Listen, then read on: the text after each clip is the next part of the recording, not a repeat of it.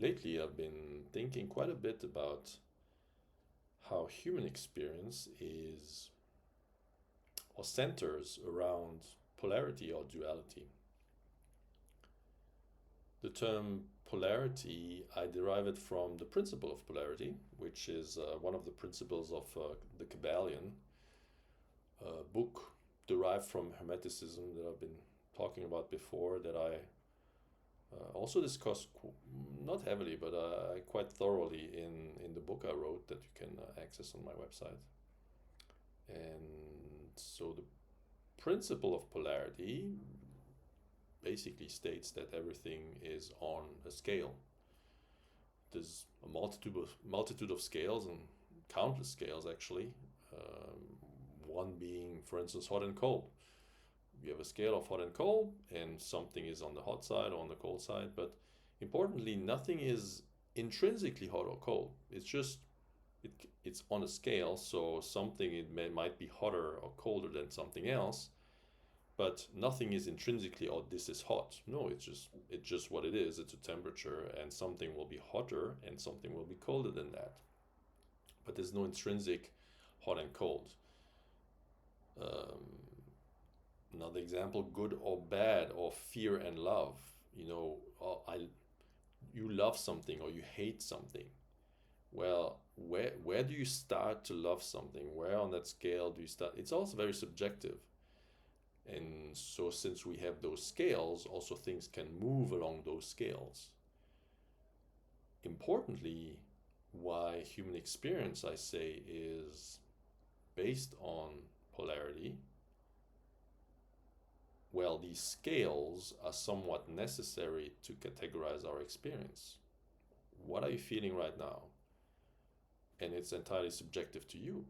I'm sitting in this room. There might be, if another person would come in the same room, they might have a completely different experience. And if we would agree to characterize or categorize our experience based on a set number of scales, we might put our experience on different parts of that scale. So everything is intrinsically subjective. And because intrinsically the human experience is subjective, these scales are somewhat necessary to put a name on, or to put a word on an adjective on a particular experience. It helps the human mind to have a frame of reference and to say, okay, this is how I characterize this experience right now. So you might say,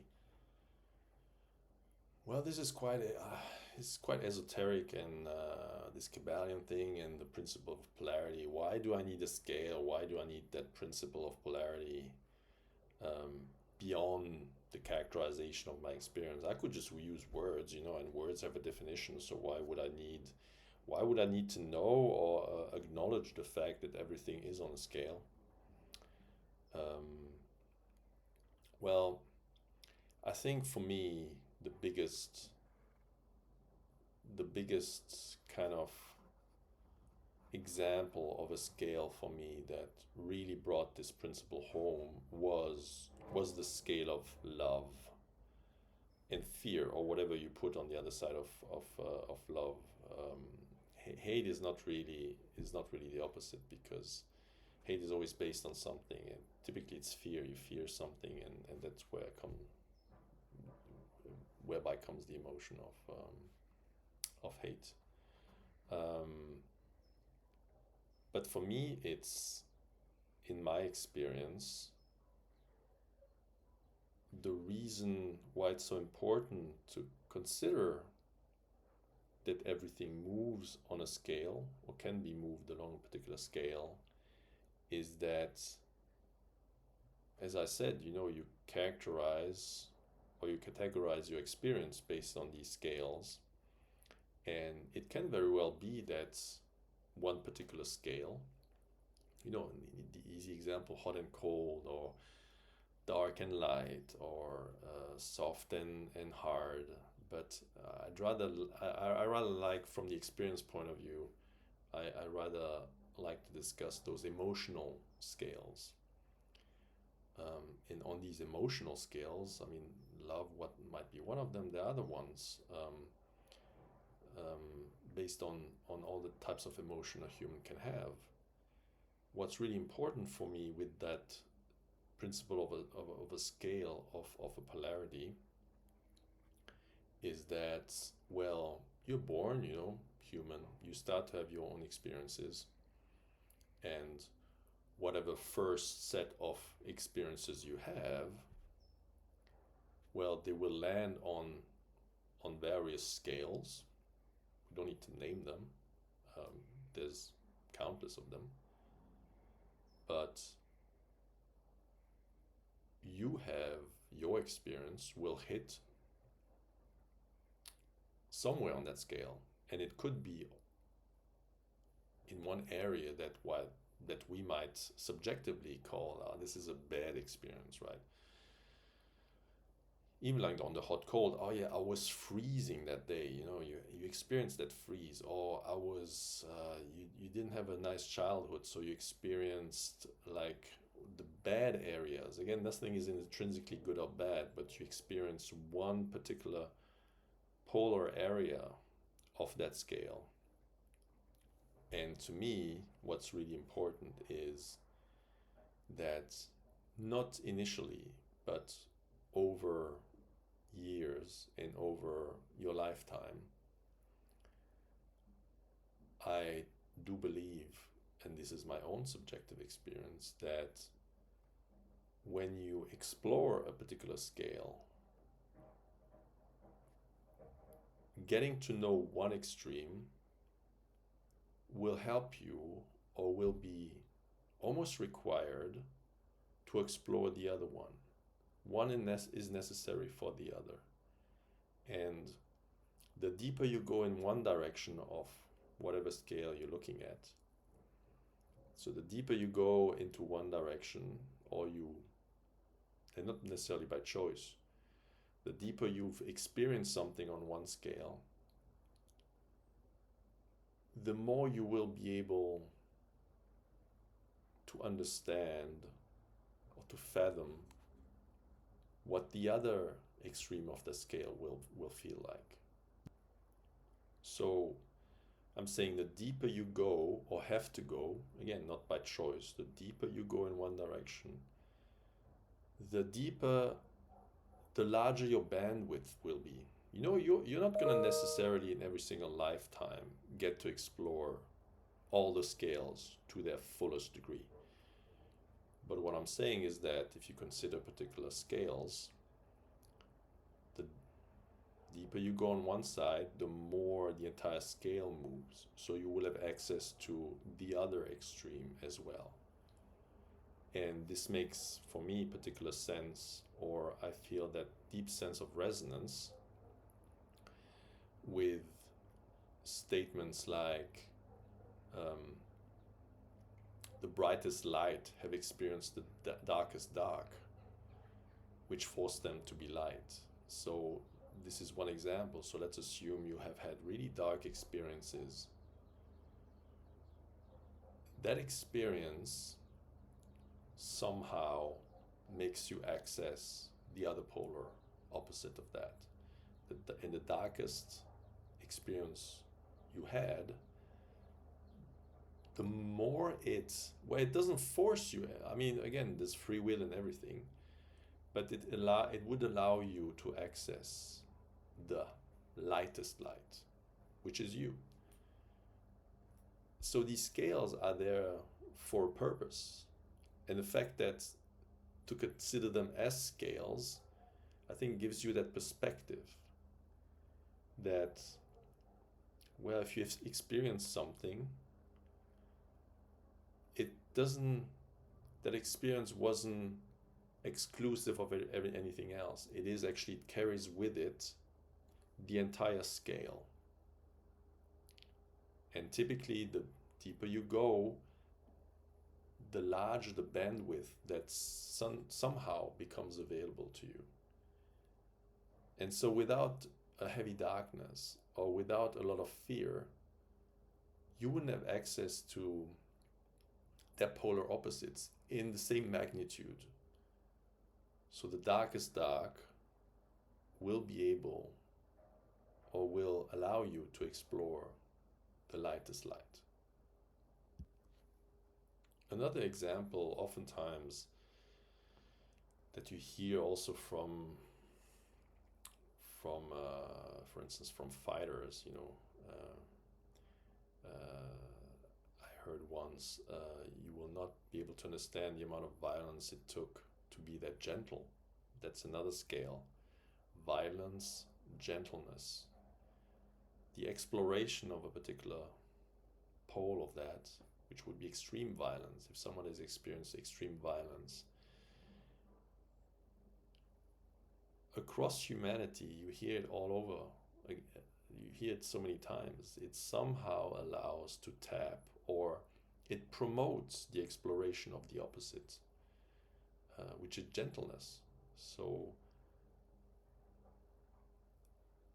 that's where this makes sense, that the scale has some kind of a purpose, that wherever you land by choice or by lack of luck, you just explored something, you just were thrown in it. That's what your human experience was. There is something embedded in it. There's the entire scale included in that experience. Although you land on a particular place, it still allows you access. And the more polar your experience is, the deeper the scale, or the larger the breadth of the scale, which allows you to tap into it. Now, after you have that experience, and let's assume again we go on a scale, whether it's violence, gentleness, fear, love.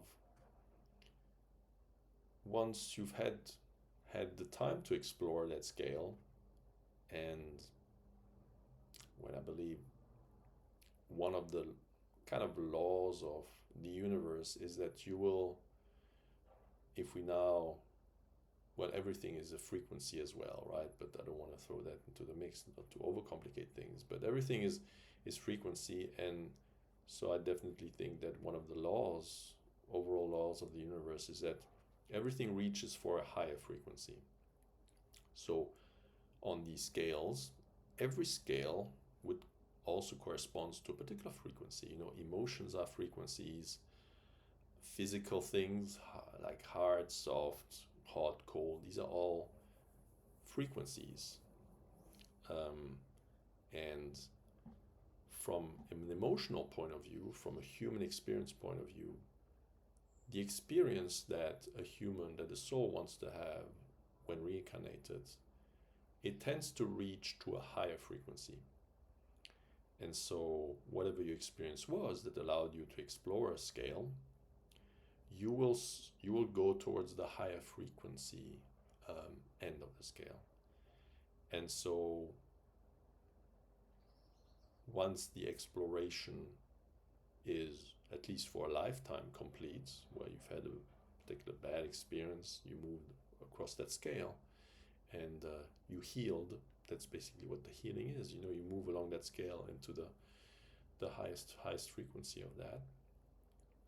You can let go of, you don't need that other pole anymore. It allowed you to explore the scale, and then you did your best to heal or not. That's all free will. But there will be a tendency to move towards healing, towards higher frequencies. Then it's unnecessary to tap into the other extreme of the scale anymore. It has done its purpose, which allowed you to move towards the other pole. It revealed the scale to you, and you intuitively moved along that scale to the higher frequency pole. And so you can let go of that experience, of that particular frequency. Everything is a choice. You can let go. The teaching has been done. You had your human experience related to that scale, and you can let go. Now, I strongly believe at this point, no experience is ever gone. I'm not sure how to put it, but and not to make this discussion too difficult, but uh, when we discuss things like there is actually no time is just there to actually have an experience, because in higher realms everything is timeless and everything is always present. And whatever experience you had, the bad ones, when you let them go, which means that you decide not to tap into them anymore, not to channel that frequency anymore, that experience is also timeless. It is immortal. It will always be there for you to tap into it or not. I believe that this is what some people refer to as Akashic records. The Akashic records is the collection of every single experience, not necessarily only human, but all experiences ever experienced. And your set of experiences will be there. But it doesn't mean that you need to tap into it. You had them, and they were recorded by the universe. They're timeless. And they will serve their purpose also beyond yourself, beyond your own life, beyond your own soul evolution. They serve a purpose so that everyone else could also potentially tap into them if they have the capacity to do so. So it is there. You're not when you decide to let something go, it's not about, oh yeah, live as if it didn't happen or something is being rewritten. No, everything that happened was real, had a purpose beyond its event in time, and will be forever recorded and will belong to those Akashic records. But you have the free will not to tap into that anymore. It served its purpose for you. If you healed, of course, if someone gives you a trigger, can you think back about that time? How did you feel? Blah, blah. Every experience is still, especially yours, are readily available to you. You can tap into that energy. You can recollect through your mind. You can set yourself in that same environment again, like virtually. And you can tap into it. Nothing is ever gone. But you have the free will to release yourself from it. You don't need to tap into it anymore. But it will be available for you or for anybody else for eternity. Now, as I said, there's always free will, and free will is also related to, well, the entire life circumstances. Of course, we have free will, but sometimes we're tired. Life circumstances pull us in particular ways, and sometimes we don't feel we have a choice, or we don't have the energy anymore, or we don't have anything. So although these scales allow us to explore, or to give us an opportunity to look at always the brightest side of every single scale, to move towards the light, to move towards higher frequencies, sometimes we can also get caught in a scale, and experiences or the exploration of what a bad end of that scale would be is somewhat traumatic, and it doesn't, we somewhat get trapped in the scale, and we cannot let go of the initial trigger that allowed us to look at the entire scale. And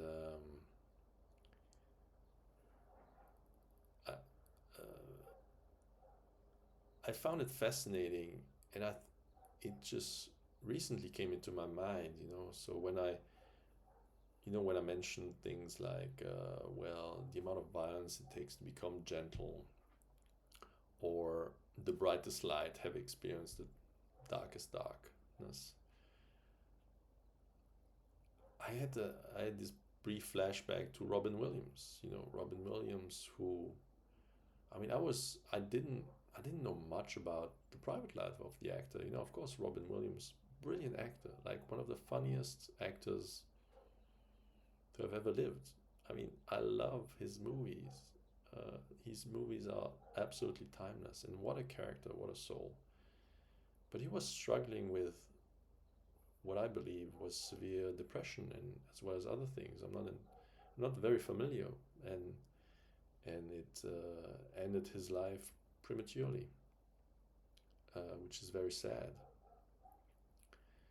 But I use him. I don't.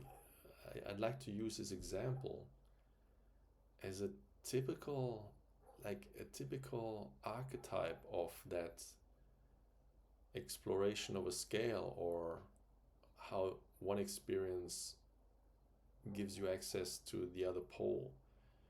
How come a person that may have struggled so much mentally with dark aspects of various scales, how was he able to be so? He was somewhat in in his outside manners and in his movies. He was able to tap into something that was so bright.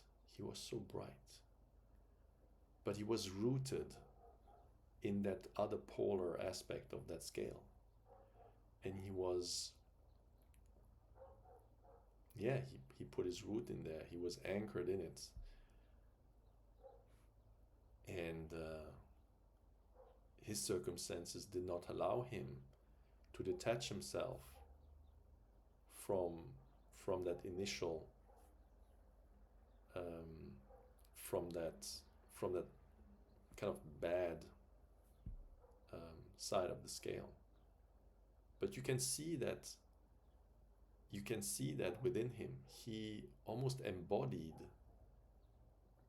an enormous breadth in the scale of, you know, mental struggle, like really mental darkness, and being able still to touch that light and to send it into the world.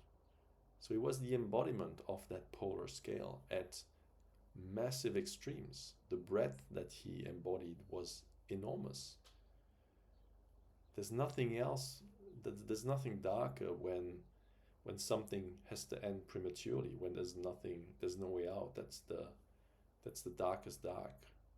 And yet he was able to kind of channel the lightest light and make everyone's life around him just better.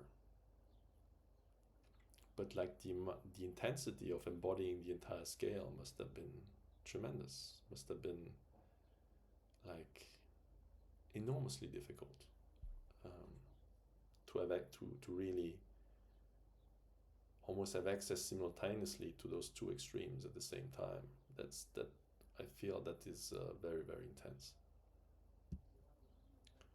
And typically as humans,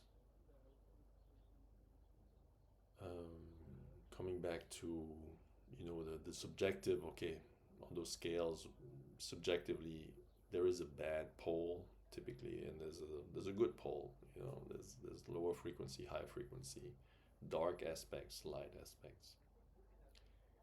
And when we personally explore these scales through our experiences and our emotions, not only do we, but like Robin Williams, you know, if you explore or if you experience that darkness, you don't want anybody else to experience that. That's part of the divinity in us. We explore something, it gives us access to everything that neutralizes, or to the other extreme. You know, I don't want to say neutralize, but to the other extreme of the pole.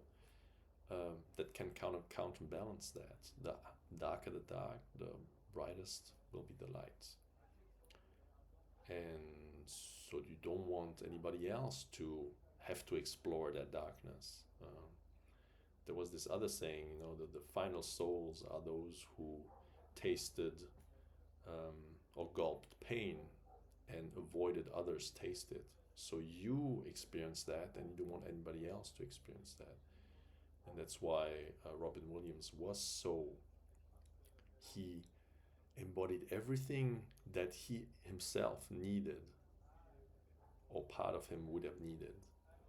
He was the fun, he was the humor, he was the brightness that was there, that was necessary to counterbalance the other extreme that he experienced.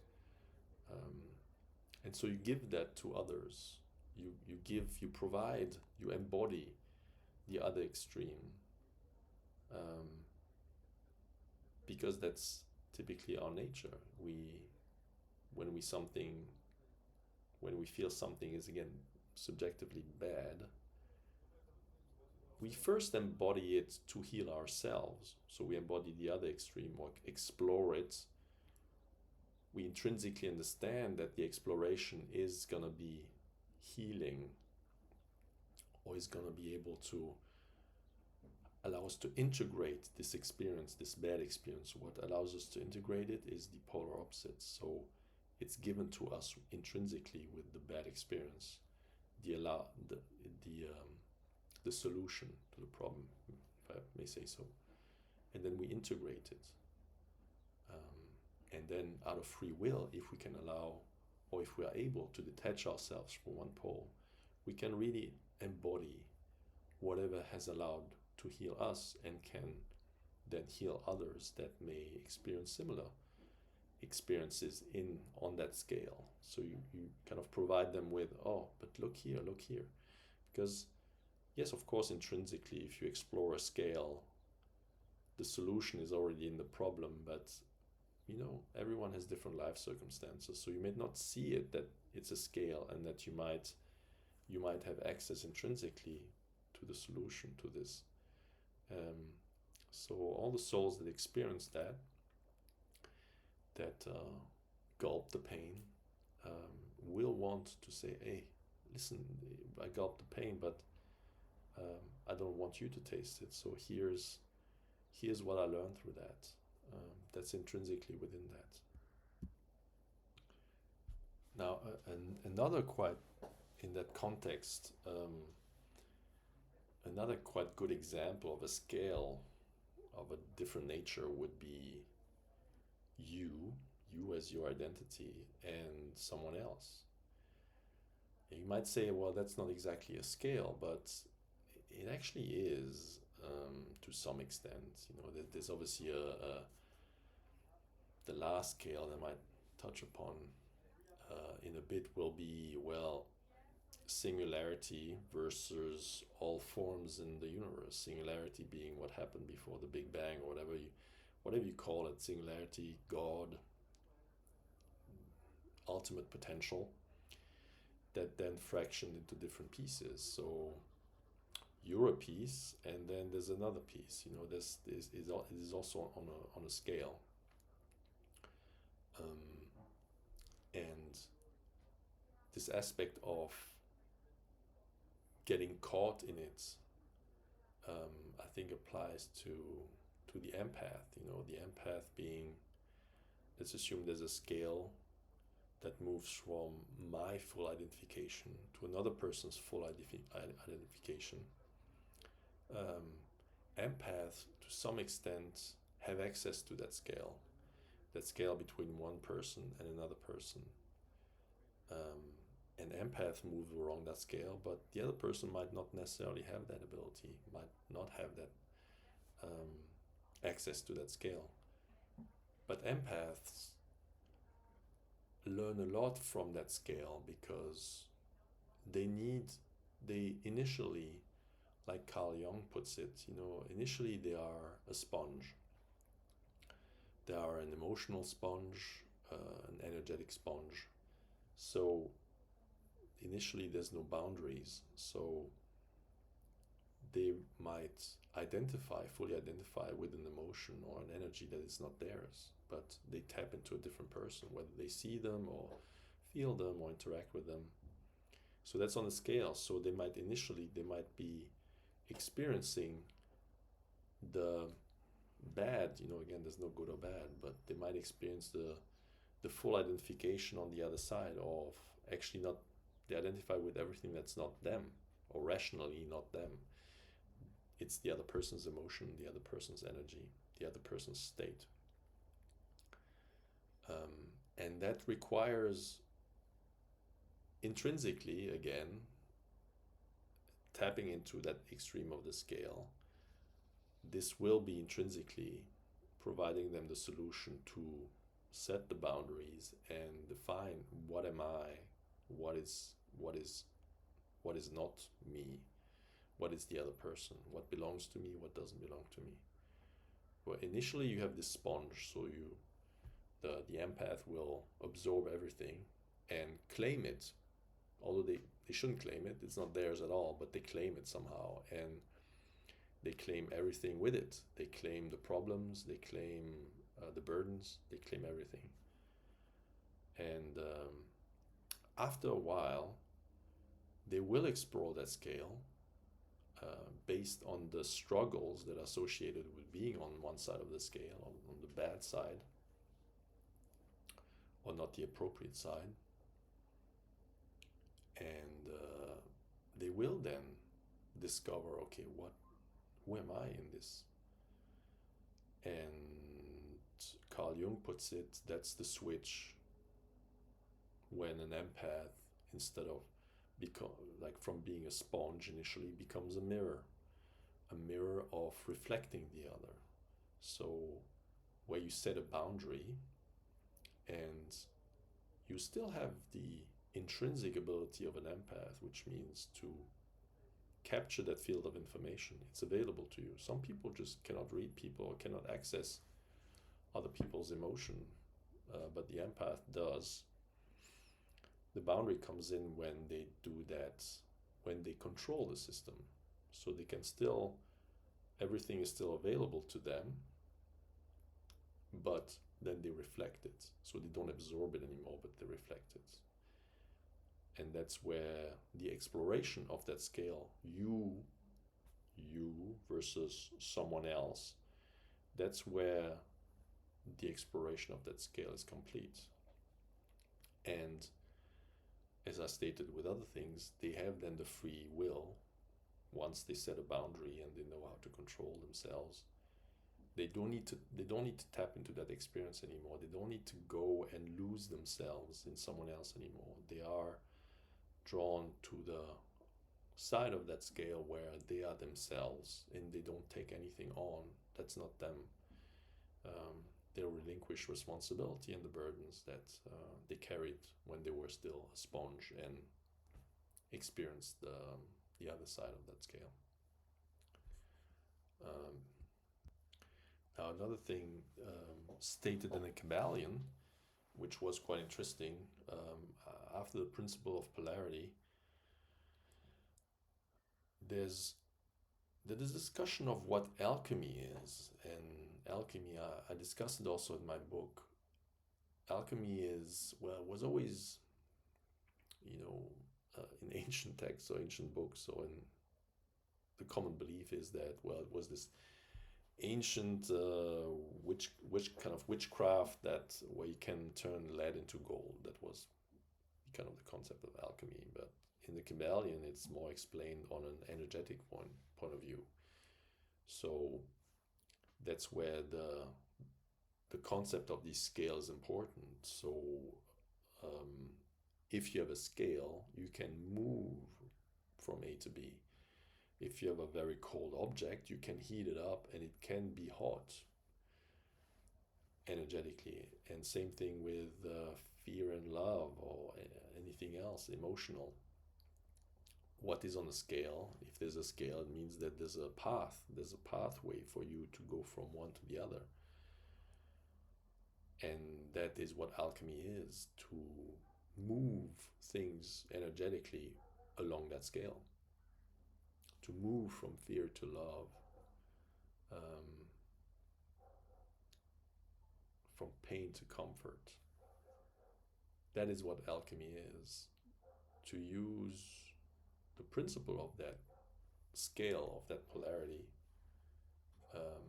to do energetic work and to move things along the scale. Now, of course, it's again free will which direction you go in. But if you we carry out alchemy in a good way, you will move along the highly, like, to the highest energetic points along the scale. Now, so far I discussed things where you explore one end, or you explore one end, gives you access to exploring the other one, and you land somewhere where you have a nice human experience. So it's more like a choice. It's more like, I wanna be there. I want to be comfortable. I want to be loving. I want to have a good mental mindset, and all these things. There are scales also where I feel it's more. It's not really an exploration and then a choosing of where you want to be, typically on the better side. But there are scales where you kind of have to hold the duality, hold the polarity. A bit like, well, going back to Robin Williams, I think he held that scale, but it wasn't a scale that was meant to be held. But I think there are scales that are meant to be held in a way that is appropriate for human experience. One of these scales would be, for instance, masculine and feminine. That goes along a particular scale. We are all on that scale, and so we have very masculine traits, very masculine energy, and then you have very feminine traits. And we are intrinsically, as incarnated humans, we have both, always masculine and feminine. Based on our physical attributes, well, there might be a propensity to be on one end of the scale or in one direction or one side of the middle. But it's something, I think that scale is beyond the exploration of the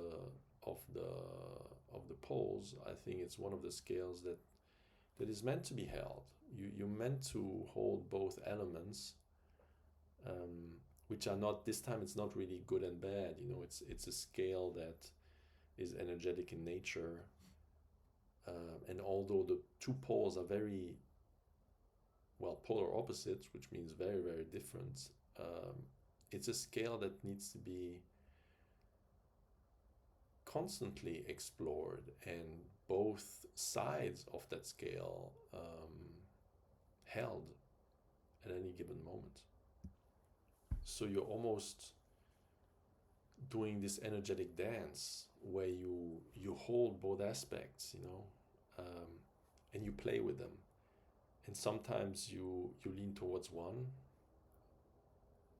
whether it's a particular moment, a particular activity, a particular circumstance where you tap more into the masculine or you tap more into the feminine.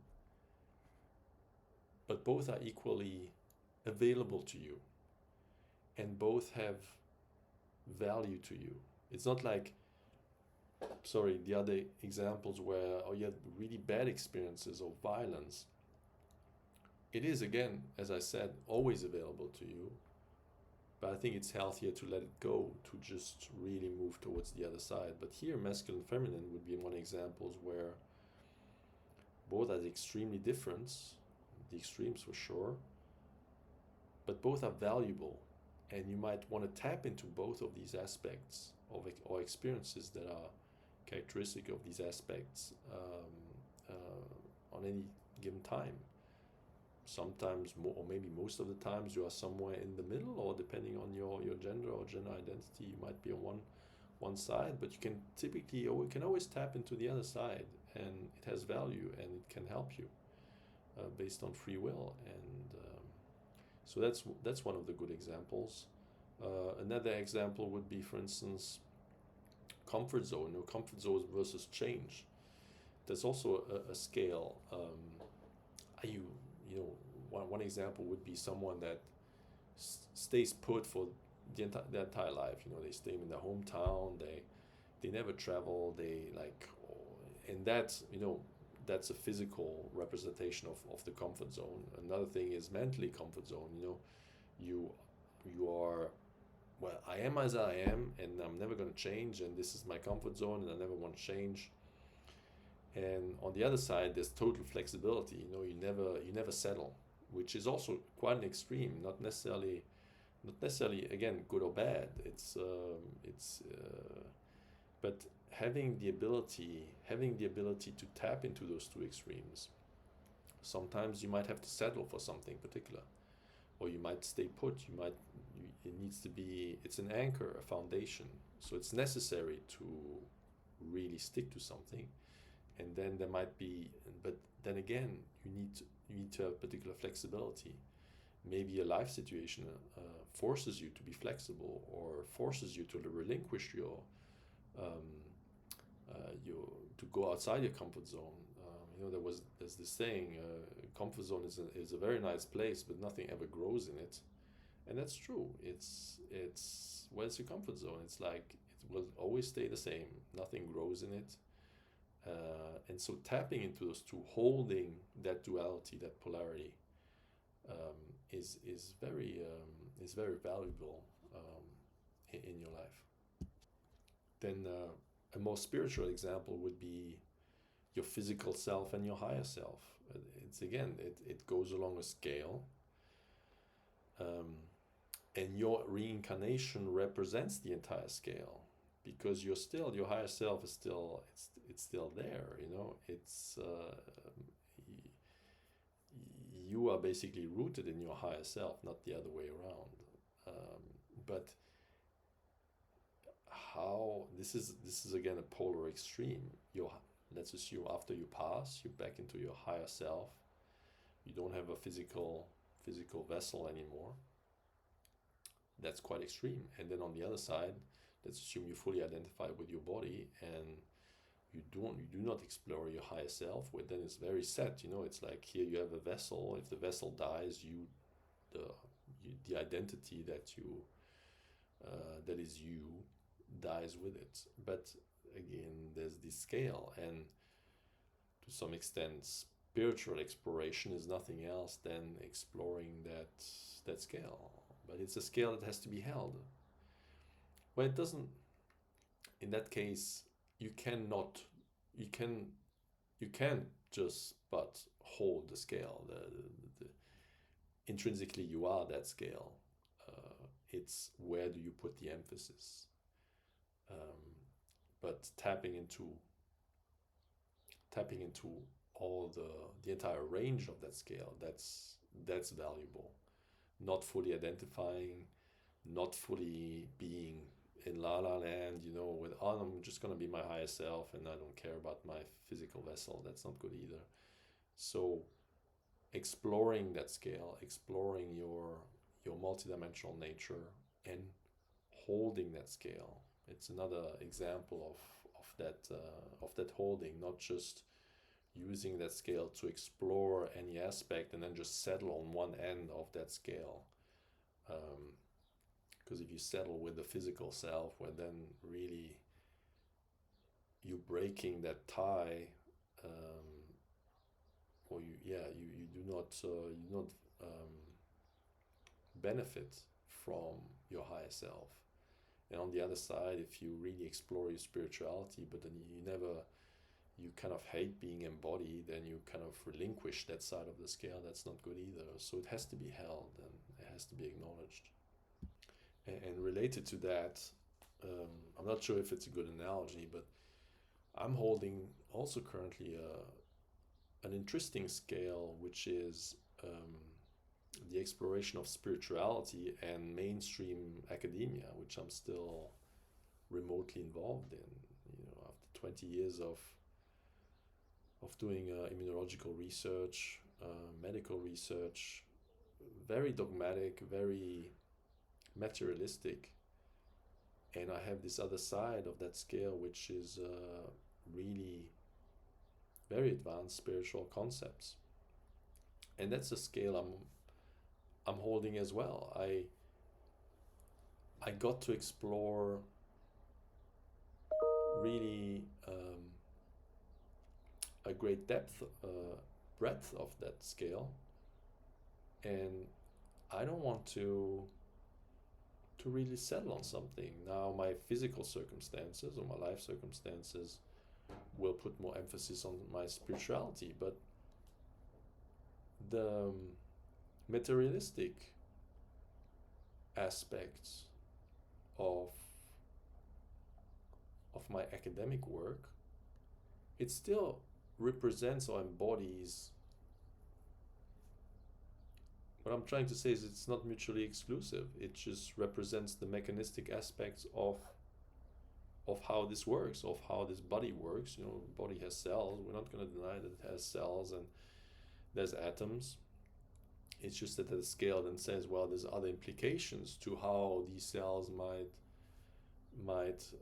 work multidimensionally, but there's no denying any of these materialistic aspects of human life. So that is a scale I'm learning to hold and to balance, and depending on which discussion I have or which who I'm talking to, I will always be somewhere on that scale, but I will have access to any tools or any kind of given elements on the entire breadth of that scale. And it's the circumstances that will then tell me more or less intuitively where I should be on that scale, whether I can bring the entire scale. And some people are very open-minded and will also embody large amounts of that scale. So then I can actually bring everything in it. So again, human experience, polarity. I hope I haven't lost you yet. So there are scales where you explore, and one end allows you to tap into the other end. Then you have scales that are more meant to be held. We've seen alchemy, so if you know that there's a scale, and you might want to go deeper into those teachings of the Kybalion alchemy of how to really navigate that energetic scale and how to potentially move things into a different direction. Another aspect of polarity and how it relates to experience is, well, it's another principle of the Kybalion, which is the principle of rhythm. Rhythm, you've all heard, I assume, the saying, "This too shall pass." I think this is the perfect thing to say for what the principle of rhythm says. Well, the principle of rhythm says there's a rhythm in life, and sometimes, if you're looking at those scales, well, it moves into a rhythm. So yeah, you explore. There are specific moments in time where you are situated in one particular side of that scale, and sometimes you're not holding everything at the same time, but sometimes there's a rhythm. You basically go from one end to the other. So for instance, human emotions, sometimes you're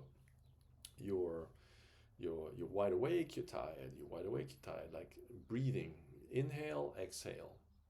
These are other polar scales, but they are meant to be. There's meant to be a rhythm between the two. Inhale, exhale, expansion, contraction. The biggest example of that scale would be the universe. Big Bang, massive expansion, and then, as far as I know, the universe is self-contracting again, and I believe that the end result will be back to the singularity. So that would be the biggest example of all of that rhythm. A massive exhale and inhale and back to singularity. So one cycle of that polar scale.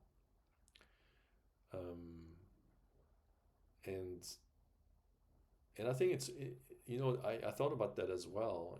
Inhale, exhale, and how also you move. There's also, well, inhale, exhale. That's a few seconds, and then there's a heartbeat. But also then you could consider not just the life the life of the universe, but your life. How there's this expansion, this energy, growing muscle, getting bigger, doing all sorts of things, have the highest level of activity, and then comes the inward movement. You start to think more. You start to move towards the second half of your life, and that's also a rhythmic exploration of different states that are on a polar scale. Like the newborn and kind of the 100-year-old person. That um, that is kind of has less energy, but explores the different aspects of being alive. And also, like, an interesting thing towards that, because I've changed my diet so many times in my life. I've been almost vegan for probably like 7 or 8 years, almost vegan. Like I didn't go out of my way, but like I was kind of 99.9% vegan. But I realized that it's, and again, it's kind of a personal experience. I think everyone will have their own experiences with that. But I felt that I was getting weaker, that it didn't support this seemingly, or I was perceiving that I was still kind of in an expansion phase, that I needed more. And there's obviously, like, you can say, well, you were just like requiring, you absorb more of energy, or more, because I returned back to eating meat after that. You kind of consuming more, and I think that's something to be considered here.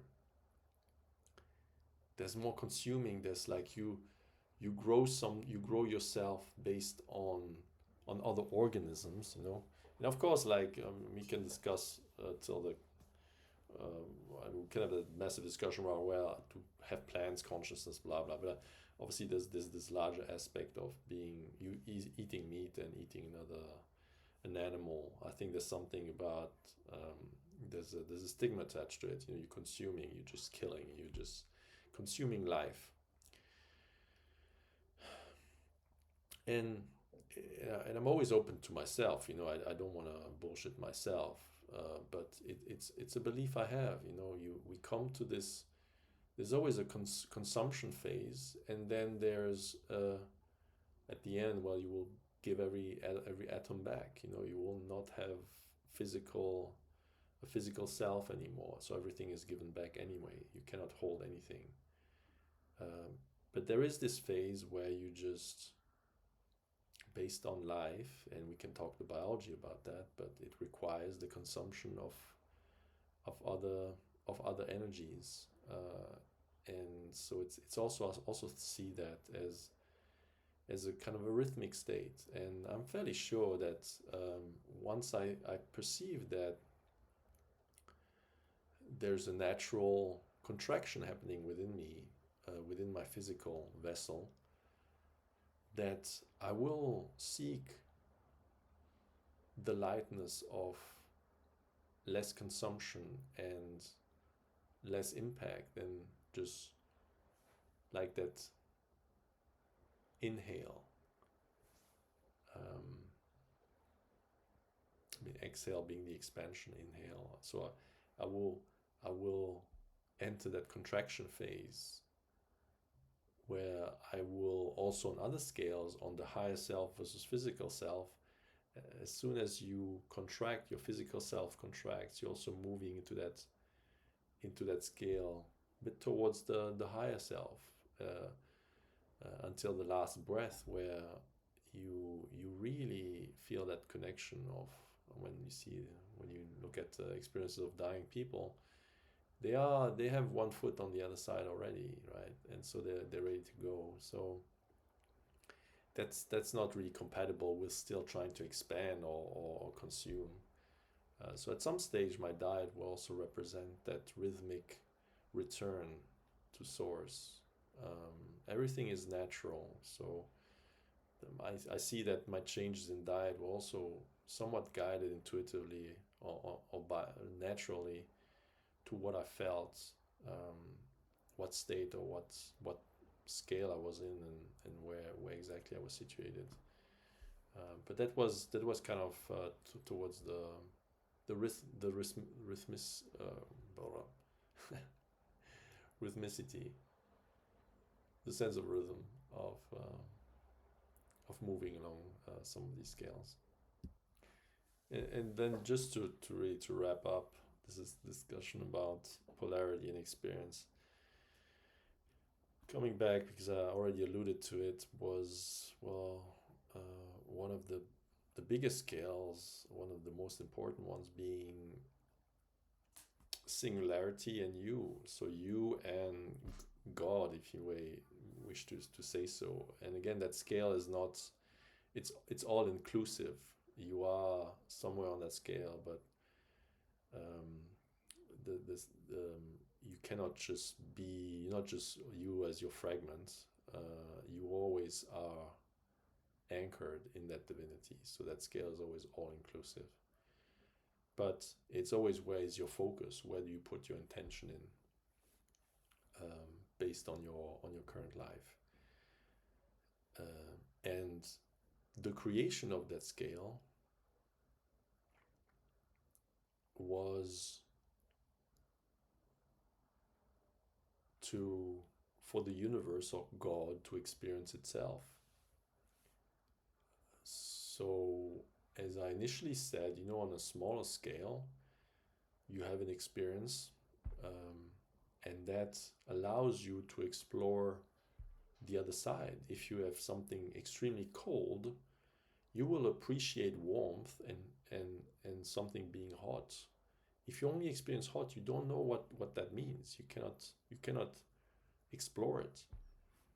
So the scale of singularity or divinity, ultimate divinity, and yourself is nothing else than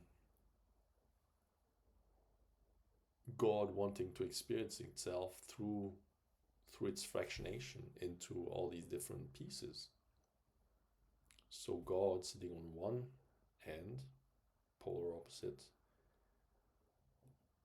it wanted to experience itself, so he had to create that scale.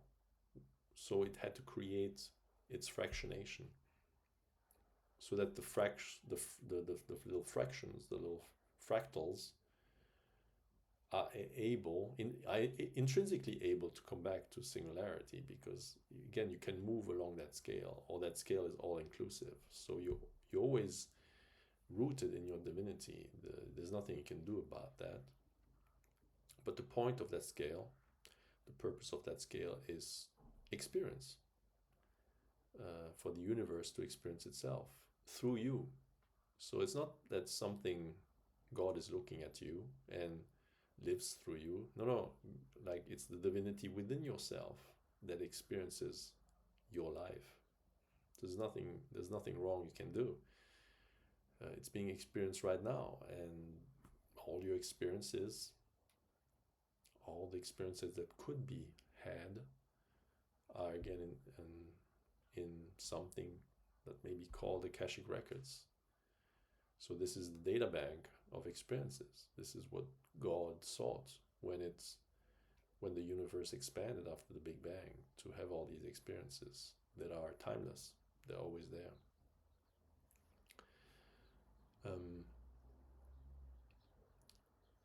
And it's also a scale where you need to be, that also has it, like, that's the ultimate scale, right? So of course it's the scale where there's exploration of the two extremes. It's also a scale that has to be held. So a bit like the self, higher self, there's no way of, there's no purpose in trying to go all the way to the other scale. Like the purpose is right now for that scale to be held, for God, one extreme, to be in every single fractal and experience and have an experience of its self through the holding of that scale. The scale being intrinsic to us being rooted in the higher self. So it's a scale that has to be held or is intrinsically being held. There's nothing, you can obviously deny it based on free will, but intrinsically it's all inclusive. And whether consideration of that scale might be somewhat of value in your physical life is when you hold that scale and you understand or appreciate the fact that you are this piece of divinity. So you hold that extreme of the singularity, but you also hold yourself. You are fully embodied. You are a physical being. You do not reject your physical life. That why am I physically incarnated? I want to be soaring high, in multi dimensions. No, you hold that, and by holding it, not just running towards one end and ignoring the other, you are perhaps able to bring in the divinity and observe the experiences that you have, whether they're good or bad, subjectively labeled good or bad. It's still divinity experiencing, which is the entire purpose here. But you can access, you can tap into that higher self, divinity part of the scale, and just witness, all the pain, the longing that goes with human life. You just experience it, but from a neutral place. If you're just on one end of the scale, you just feel it's pain, it's difficult. But if you really hold that scale, you also hold that other perspective of I as God couldn't experience myself. How can an eye cannot look at itself. No, an eye cannot look at itself. Well, same thing. An I personality can also not look at itself. And this experience is what divinity wanted. And if you bring a bit more of that divinity in it, I'm not saying, I accept all the bullshit, all the pain. I'm not saying that, but balance that scale. Not just one end where everything's shit, blah, blah, blah, but you actually bring in that perspective of every experience is worth having and there's something divine in it. So you become a bit the observer, like you have both things. You feel everything, but at the same time you also are able to more objectively observe what is being experienced, which typically lessens any kind of bad aspects to what you're experiencing, unless you're experiencing great things, in which case it's great for you. So a bit in analogy to what I said about the empath, turning from sponge to mirror. Well, this can be also applied in that scale of any human, not even necessarily an empath, where you move from sponge, from just being fully identified with grabbing all the emotions, feeling them, and not being able to escape them, although escape is probably a bad word, but you become the mirror, you become the screen. I can't remember where I heard it, but imagine your life is like a movie, and instead of being immersed in the movie, you also realize that you are the screen that the movie is projected upon. So you are both. That's the scale. Being fully immersed in the movie, which is real. The movie is real, but so is the screen. And knowing that you can tap also in that screen aspect of things, which makes you an observer, allows you to look at experiences differently, more objectively, as I said. And I once heard Alan Watts, which I really love.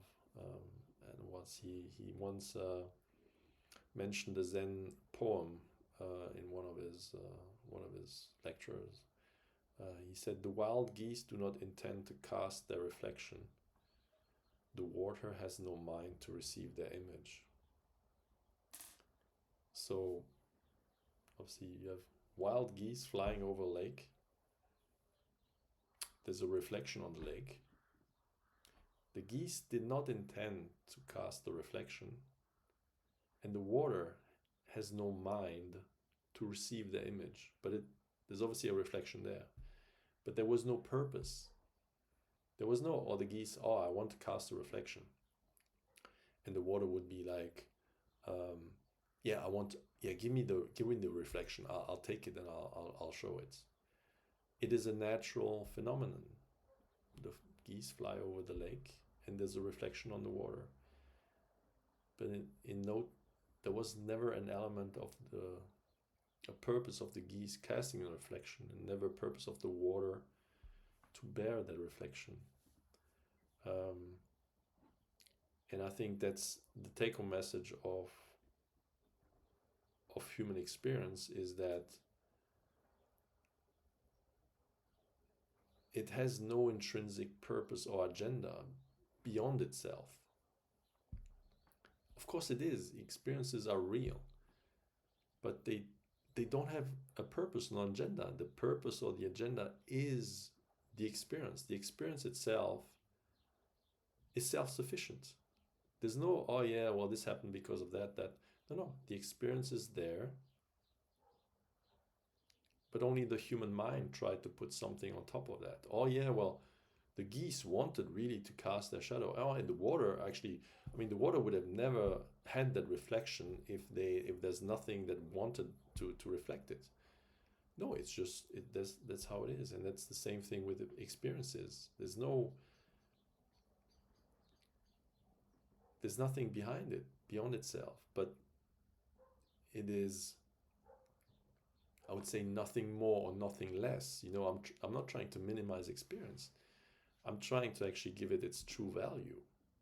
We only try to minimize it by putting labels on it. But it is simply that, an experience. But it is along those scales. So we still have free will, and we still have ways to shape that experience. I'm not saying the contrary. But never forget the fact that the experience is just there to be experienced. Nothing beyond that.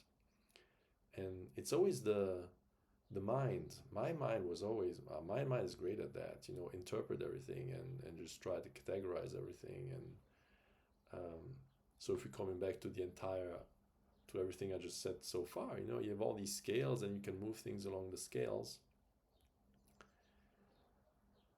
The scales were never there to say something is good or bad, or it was just, there's no intrinsic purpose to that. It's intrinsic to the experiences. But the mind tries to overinterpret all of that. At the end of the day, all these scales are energetic. They're not, if I say hot and cold, or bad and good, or fear and love. Again, the experience is worth experiencing. And that's why every experience is timeless. It will be forever recorded because it has intrinsic value beyond what you put on it.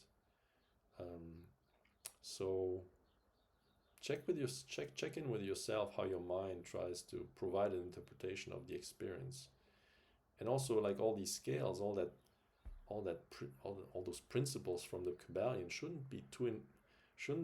aren't there to be like intellectualized.